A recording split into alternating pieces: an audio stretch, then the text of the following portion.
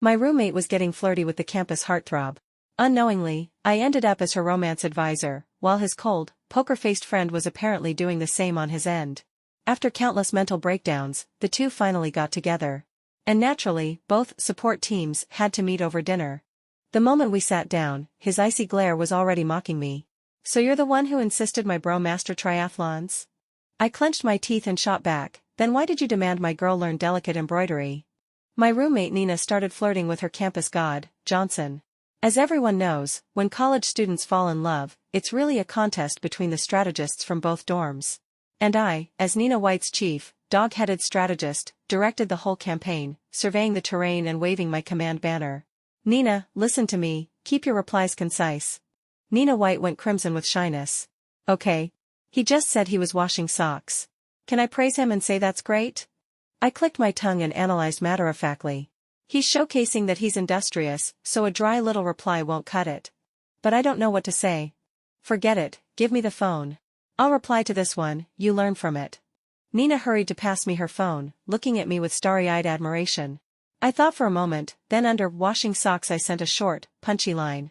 "I miss you." Then the typing that had been flashing on the chat screen instantly vanished. The other side fell deathly silent. I could already picture a certain boys' dorm where the C-language content had spiked beyond safety limits. Their strategist had planned to have Johnson Wilson test the waters first. I seized the initiative and tossed a nuke, blowing their command bunker sky high. "Tonight your dreamboat is probably too excited to know what to say, and tomorrow he'll come find you to ask you out to eat." Nina looked at me with sparkling eyes. "Jenna, you're amazing." I smiled, hiding my achievements and my name. "Low profile. Next time, don't come to me." Hum.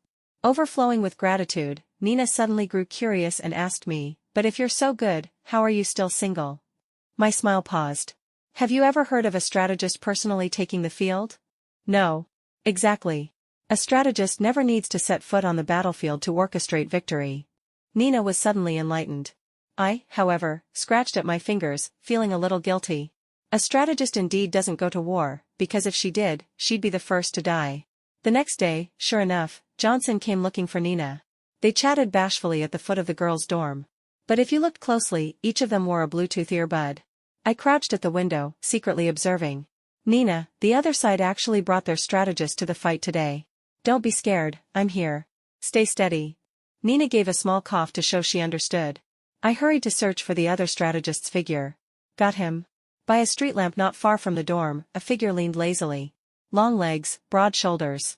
It was a bit far, so I couldn't see his face clearly, but even from the rough outline it was obvious he was stupidly handsome. He was also watching Nina and Johnson, wearing the same model of earbud as Johnson. Barring surprises, that was the opposing strategist. The nemesis who had been crossing swords with me in silence these days.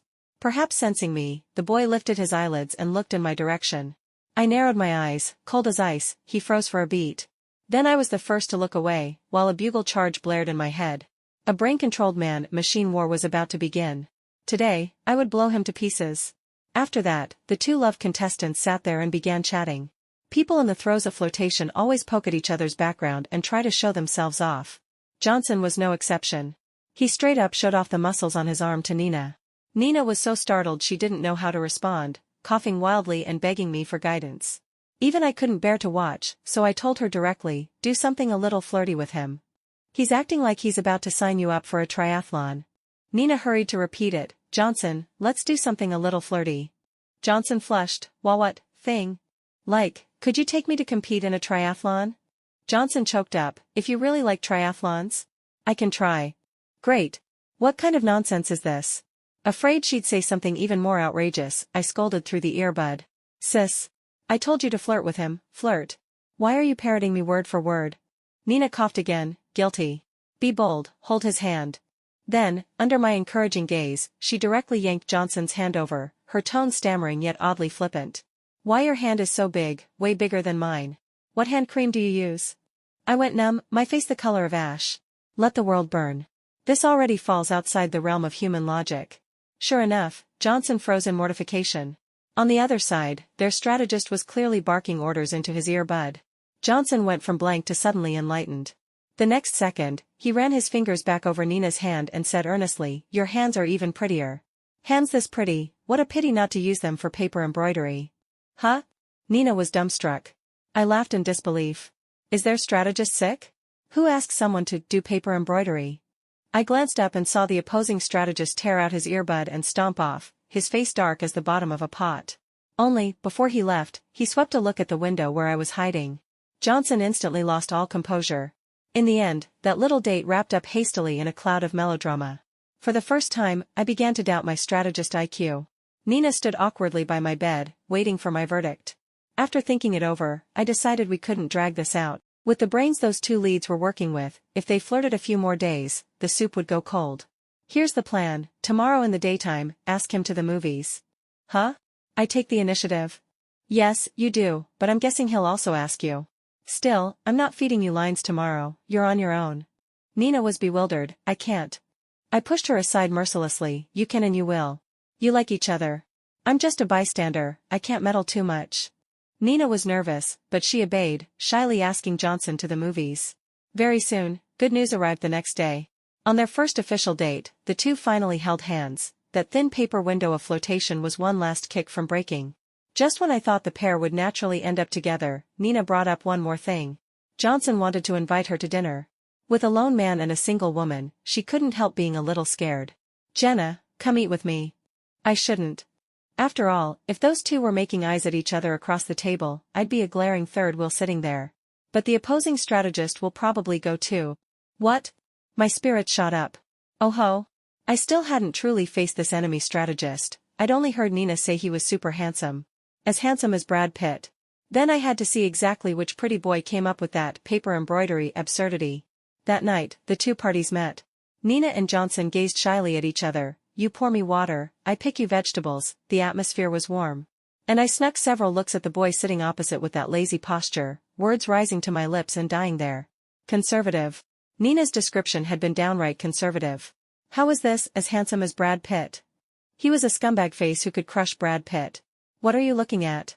Scumbag face lifted his lids and slanted me a glance. I put on a fake smile. If you weren't looking at me, how would you know I was looking at you? The boy spoke in the tone you use to tease a child, maybe because I've got heavenly sight. So we're playing it abstract, huh? You're so. Before I could say, full of it, the two leads finally tore themselves away from their little love nest and noticed the drawn sword tension between us. Nina hurried to tug me. Johnson, brother Jeremy, I haven't had time to introduce you. This is my roommate, Jenna Park. My best friend. She's helped me so much. Johnson grinned sheepishly. I know, Jenna Park, right? The freshman representative from first year. At the opening ceremony our whole dorm saw you. As he spoke, he quickly patted Scumbag Face's arm. This is my best bro and my roommate, our math department's top card, Jeremy Davis. So he was the Jeremy Davis that kept getting mentioned in the girls' dorm.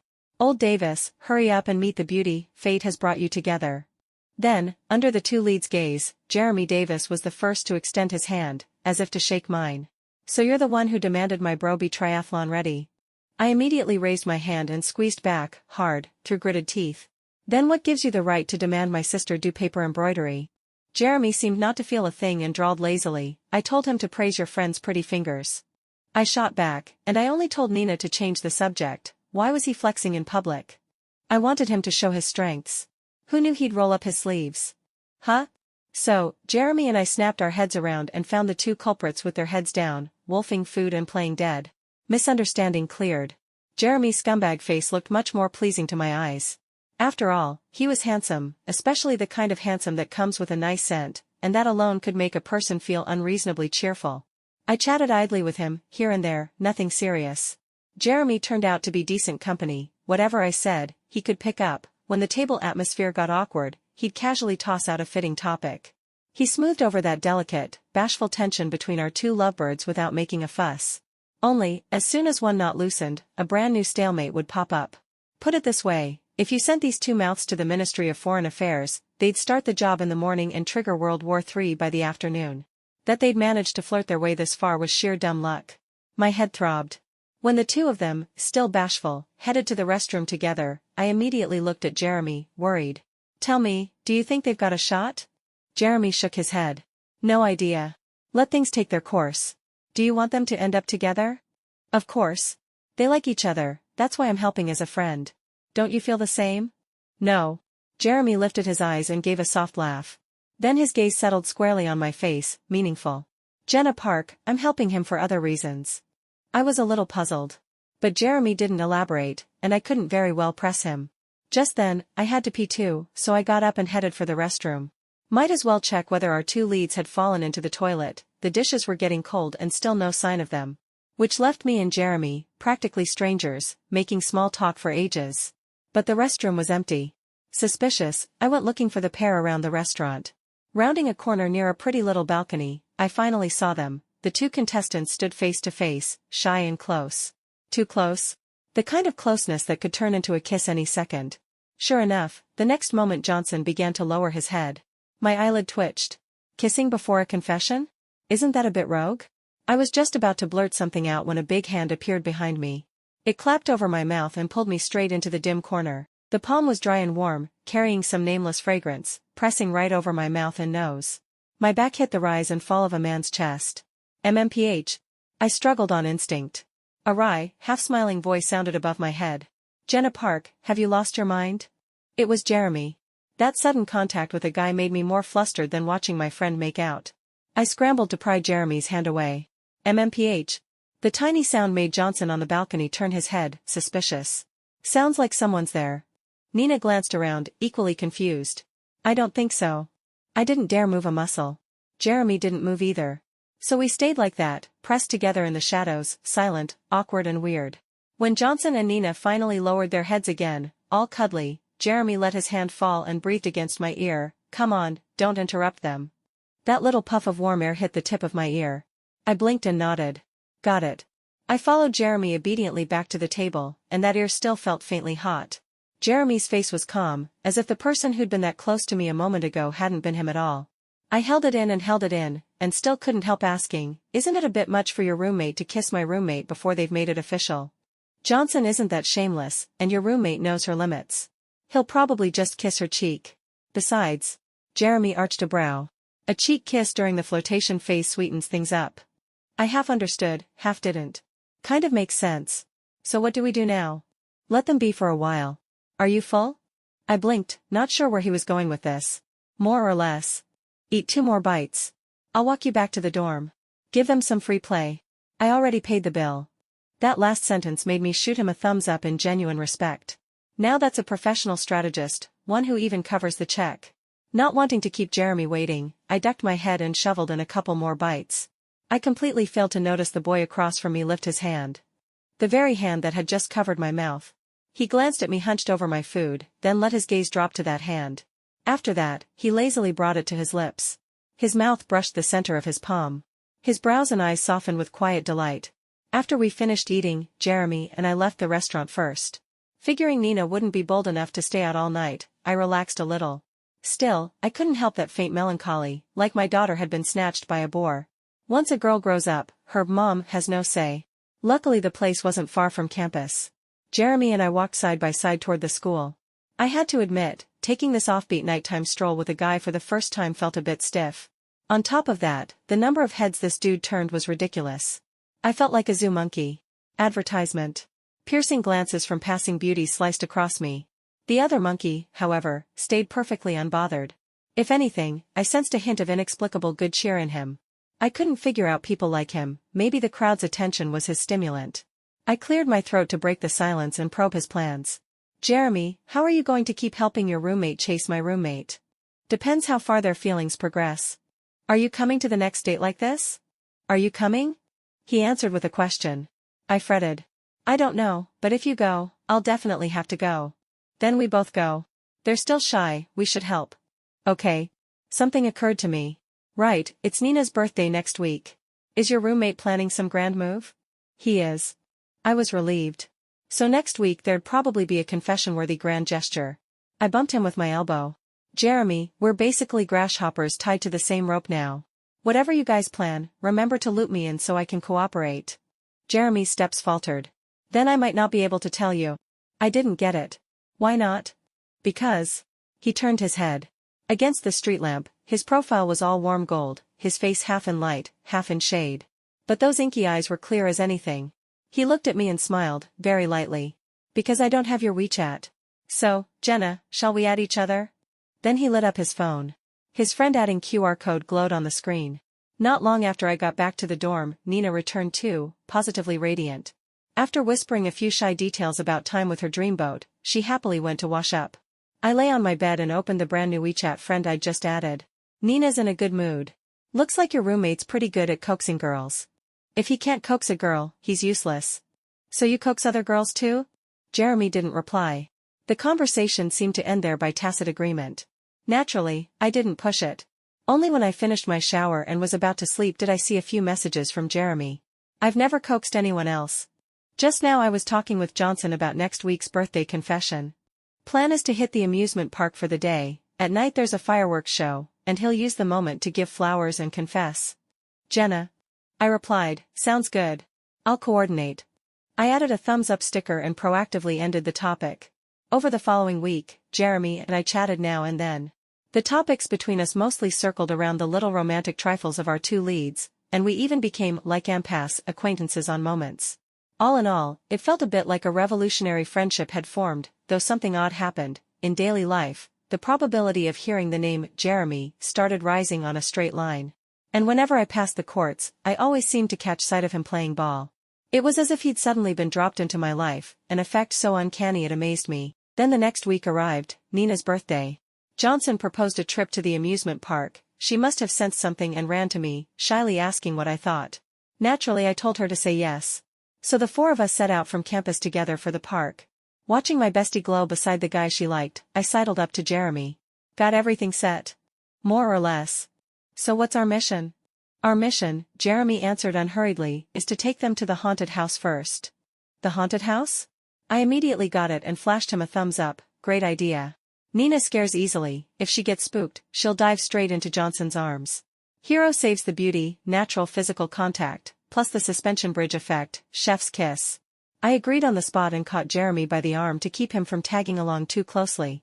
Then we'll follow behind, don't disturb them. Jeremy glanced at my hand on his forearm, his eyes bent, amused. Sure. I'll follow your lead. Things went exactly as I'd predicted. Up ahead, between jump scares and NPC pop-outs, the two got all snug and lovey-dovey, clinging tight. Jeremy and I trailed from a good distance, calm and unruffled. Mostly because I knew it was fake. I fall asleep to horror podcasts, so this stuff doesn't rattle me. I was also keeping constant tabs on the pair ahead, so I didn't let out a single yelp even when a chainsaw NPC lunged at me. After I once again strolled past a scare actor without blinking, Jeremy seemed unable to hold back. Jenna, you're not scared? Not at all. I glanced back, suspicious. You are? In the dim light, Jeremy's mouth seemed to twitch. I'm not either. I teased, offhand, oh? I was about to say, if you're scared, I can hold your hand and lead you out. Don't worry, I'll protect your heartthrob image afterward. His eyelids lifted and he switched stances without missing a beat. Okay, you caught me. I'm actually a little scared.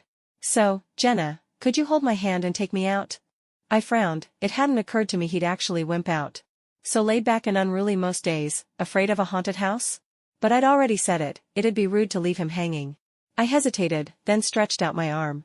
Then, grab my arm. Jeremy paused. Didn't you say you'd hold my hand?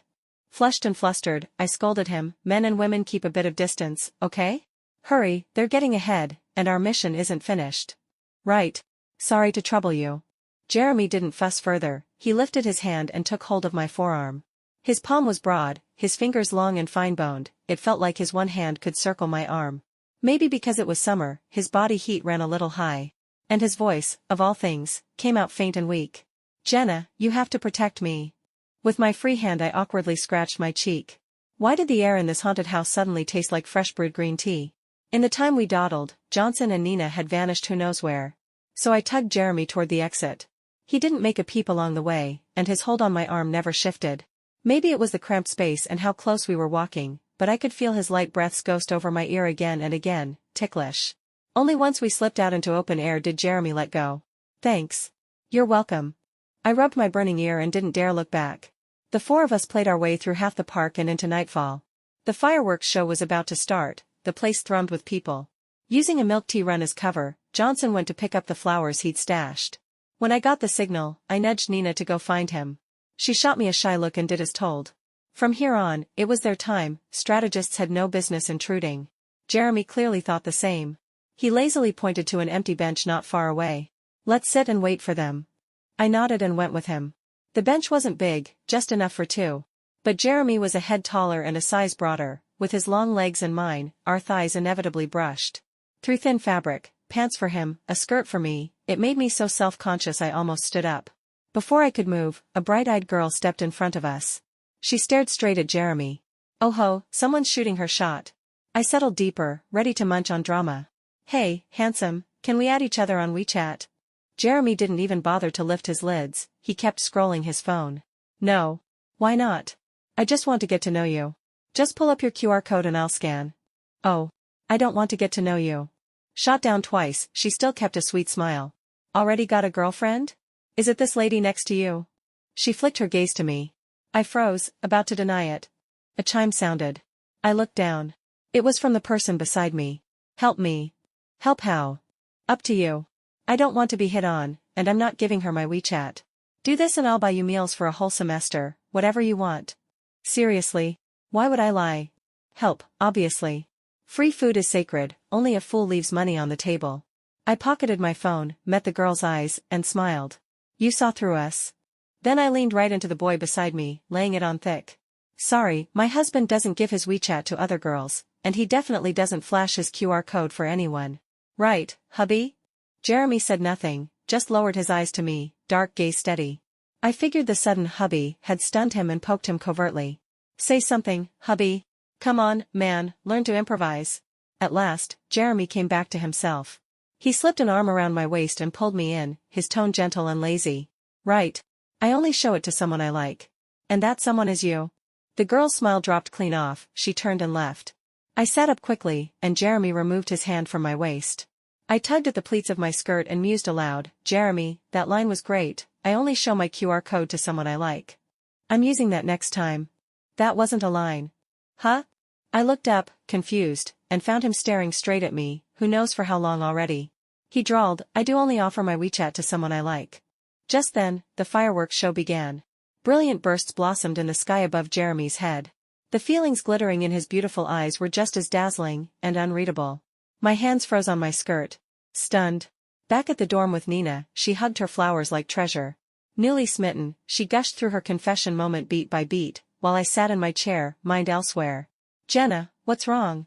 Nina finally noticed something off, patting my shoulder. I looked at her, hesitating. Do you know Jeremy well? Not really. Why? Could you discreetly ask your boyfriend whether Jeremy likes someone? Oh, don't say it's me who asked. Okay. Nina went to ask Johnson. After a while, she handed me the phone with a strange look. I glanced at the chat. Brother Jeremy says a certain someone should ask him directly, he'll tell her for sure. Who's a certain someone, babe? Which girl put you up to this? And why was brother Jeremy grinning just now like he'd won the lottery, so smug it kinda scared me. I could not count on those two, looser-lipped than an old lady's drawstring pants. They'd practically broadcast it to the man himself. Nina probed, is that certain someone you, Jenna? What's going on with you and Jeremy? I didn't know how to answer. Because I had the vague feeling that Jeremy might like me. He'd said he only offers his WeChat to someone he likes. After that party, he'd been the one to pull up the add friend QR. He'd said he wasn't helping because Johnson was his roommate, he had other reasons. What other reasons? Money? He doesn't lack it. Nina?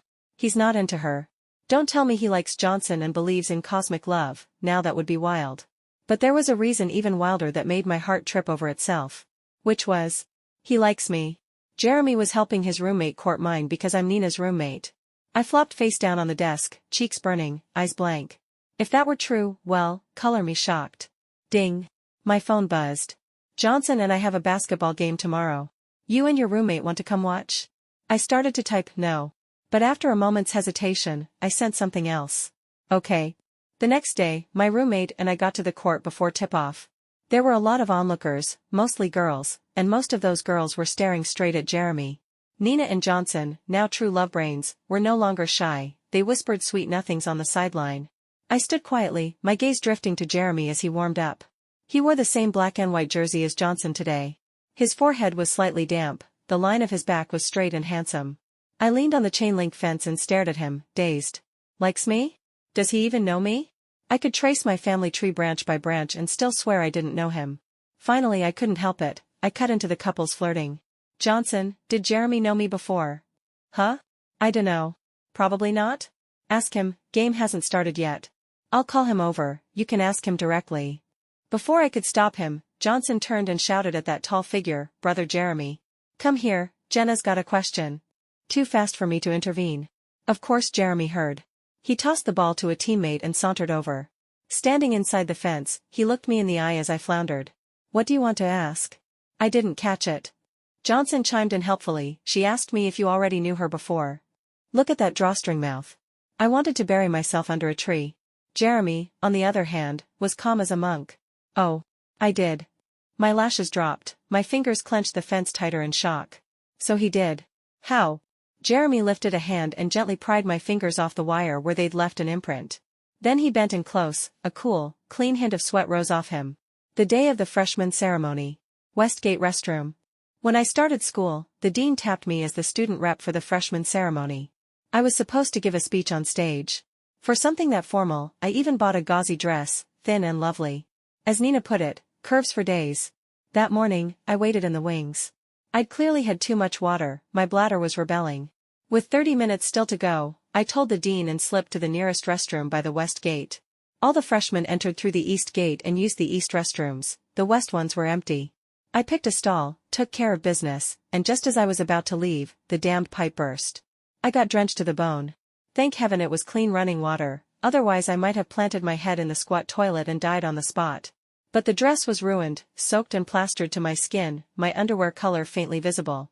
I couldn't even step out to find help, all I could do was pray someone would come and rescue me. 15 minutes left till my speech, and Nina had my phone, I panicked harder. Then I heard a lazy set of footsteps at the restroom entrance, heading toward the men's side. I shouted for help at once. Hey, could you come here a second? The steps paused, then seemed to come 2 paces toward the women's door. My heart leapt. I'm in the ladies. Could you go out and grab any piece of clothing and bring it here? The water pipe burst, I'm soaked and can't leave.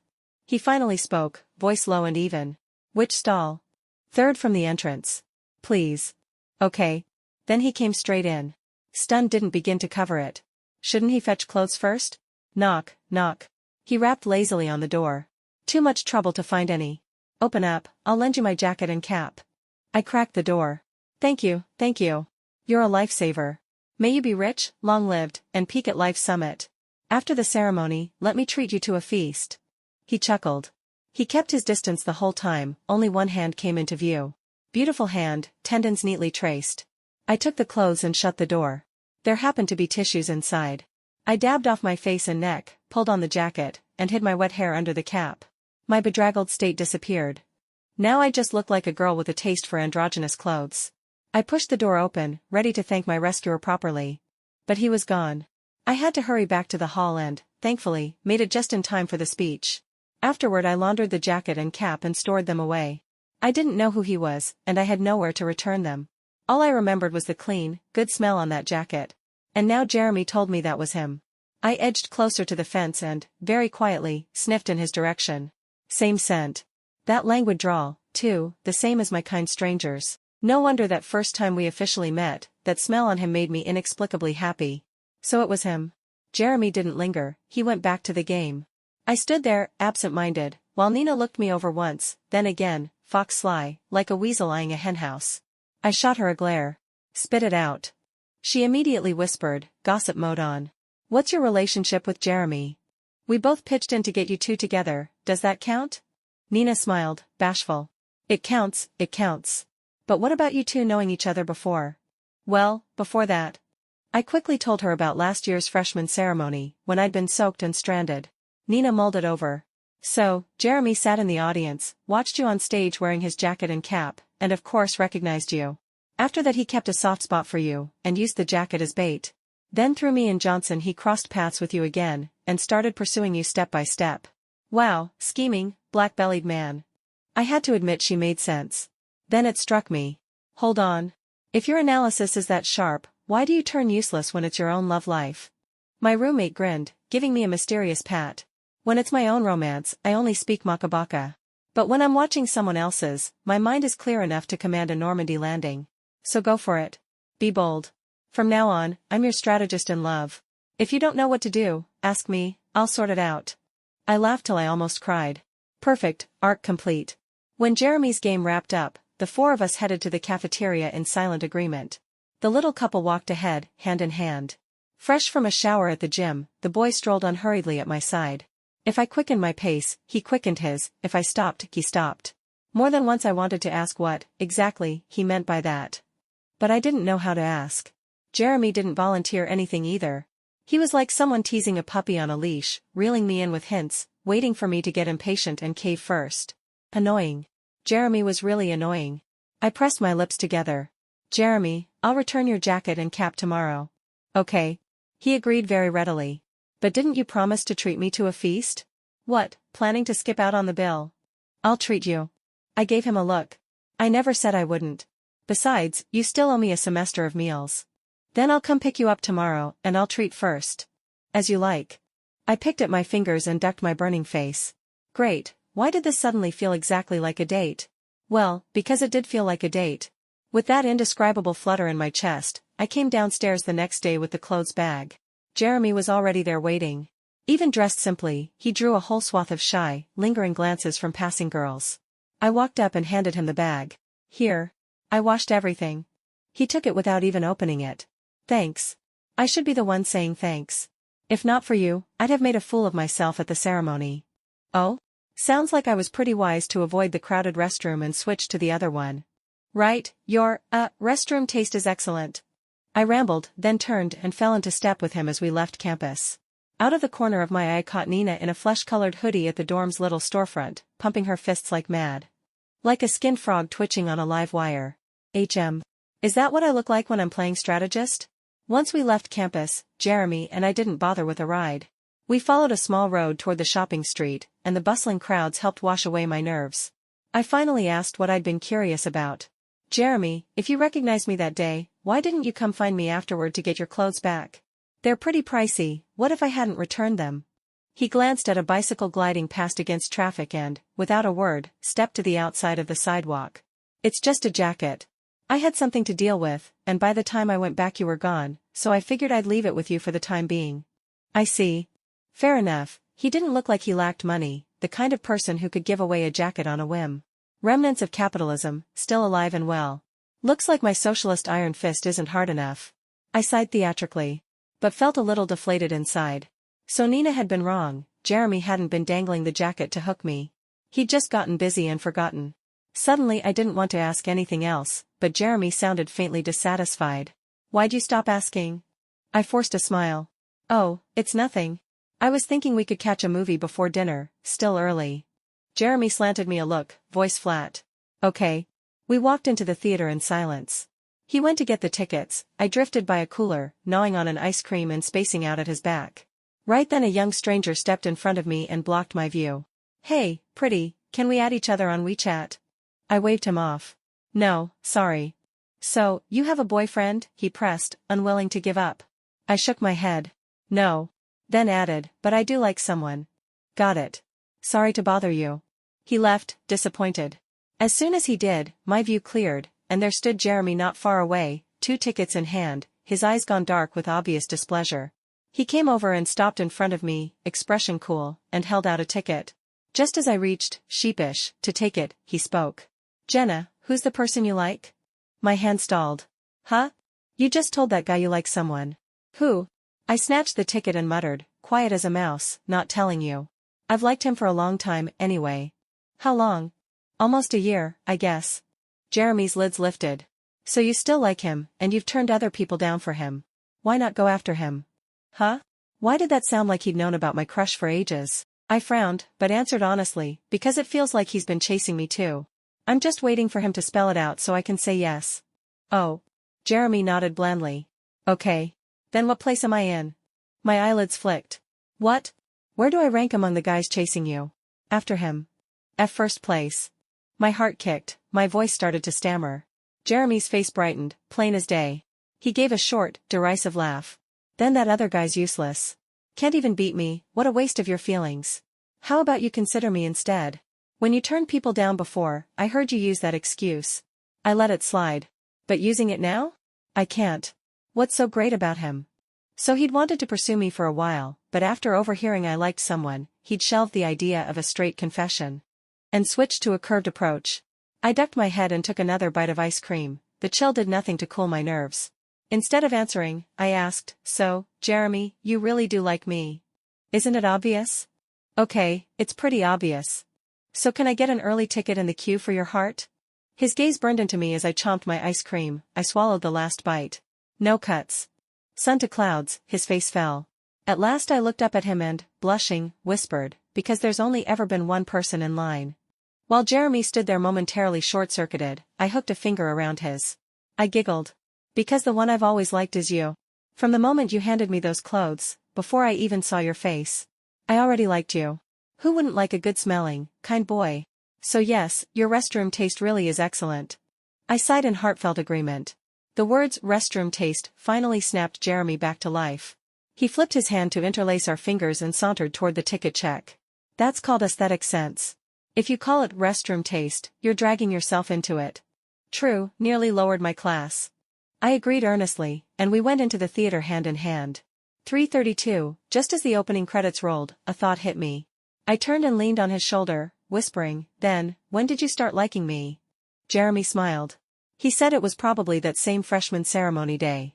Watching me stand there in a beautiful gauzy dress, and he just couldn't look away. When I headed for the restroom, he got up and followed. And then the restroom meet cute happened. From then on, I was on his mind too.